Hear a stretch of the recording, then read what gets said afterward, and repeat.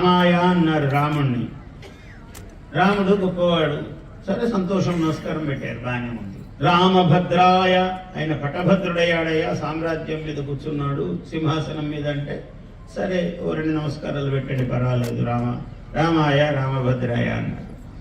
రామభద్రాయ రామచంద్రాయ వేధసే అన్నారు. రామచంద్రాయ, చంద్ర రంజనాత్ చంద్ర అంటే చాంద్రీ లక్షణాత్, వెన్నెలలాగా అందరి మనస్సుల్లో ప్రకాశిస్తూ ఉన్నాడట, అందుకని రామచంద్రుడయ్యా అన్నాడు. ఇంకా సంతోషం కదండి, ఓ 3 నమస్కారాలు పెట్టండి అని. వేధసే, సాక్షాత్ పరబ్రహ్మమూర్తి అయ్యా ఆయన.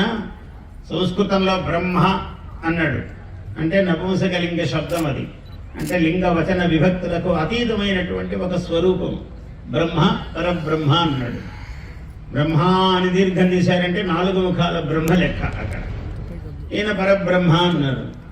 అటువంటి పరబ్రహ్మ స్వరూపం వేదాహ, సృష్టికర్త ఆయన. ఆ ముగ్గురిని సృష్టించినవాడు. బ్రహ్మ విష్ణు మహేశ్వరులకు మూలము పరబ్రహ్మ. వేధసే, అటువంటి పరబ్రహ్మ స్వరూపుడైనటువంటి బ్రహ్మాత్మకుడైనటువంటి స్వామి అంటే 4 ముఖాలు కాబట్టి 4 నమస్కారాలు పెట్టారు. రఘునాథాయ, రఘువంశమునకే మూలమండి ఆయన అన్నాడు. సరే ఒక 5 నమస్కారాలు పెట్టచ్చు ఆయనకి, ఏం తక్కువ. నాథాయ, కేవలం రఘువంశానికే కాదండి అందరికీ నాథుడు, నీకు నాకు అన్నాడు. సరే ఆయనకు ఒక 6 నమస్కారాలు.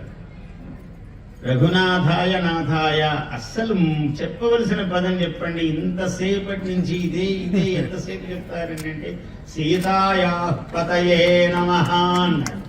ఇంత చేసి అమ్మవారు పొంగును ముడి వేసుకుంటే అటు వెనక నడుస్తున్నాడు ఆయన. ఇదిగో ఇది చాలా బాగుందండి, ఈ రూపము గొప్పది అన్నాడు. ఎందుకంటే ప్రతి ఆయన కూడా ఆయన భార్యకు విధేయుడే. ఇంట్లో ఎవరినన్నా అడగండి, మా ఆవిడని అడిగి చెప్తానండి అంట. అడుగుతాడో లేదో మనకు తెలియదు రహస్యము, కానీ ముందే బయటకు వచ్చి ఉంటాడు. ఎంత రహస్యం ఉందో ఎవరికీ తెలియదు. అందుకని రాముడు ఎన్ని అనంత కోటి నమస్కారాలు పెట్టండి సీతాయా పతయే అన్నారు కాబట్టి. ఎందుకంటే సీతా భక్తులే ఎక్కువ ఉంటారు లోకంలో. రామ భక్తులందరూ కూడా సీతా భక్తులే మళ్ళీ. ఎందుకంటే రాముడికి కూడా అన్నం పెట్టాల్సిన తల్లి ఆమె కదా, మనకెవరు పెట్టాలి మరి? మనకేమో రాముడు వడ్డిస్తాడా? రాముడింటికి పోయినాం అనుకోండి, మళ్ళీ సీతాదేవి గరిట తీసుకొని మనకు పెట్టాలి.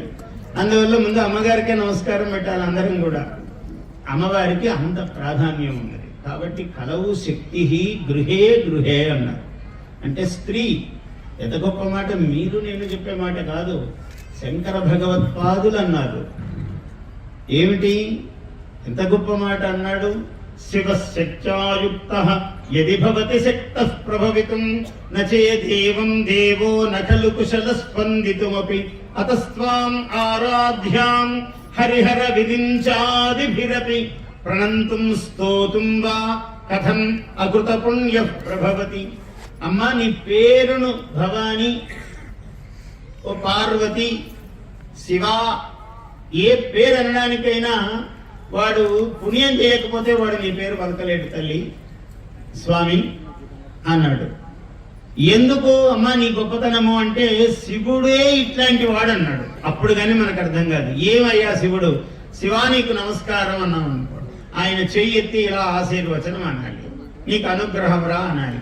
ఇలా చెయ్యి ఎత్తాలంటే ఇక్కడ అమ్మవారు ఉండాలిట.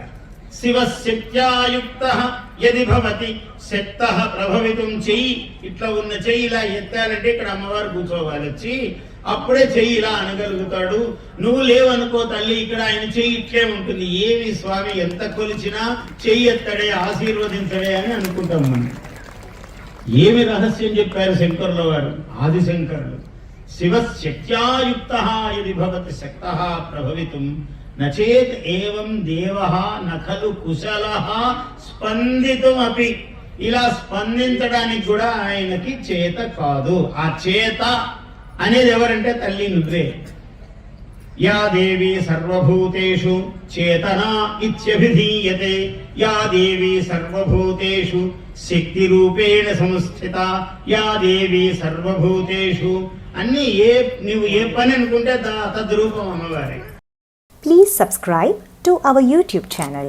like and share this video.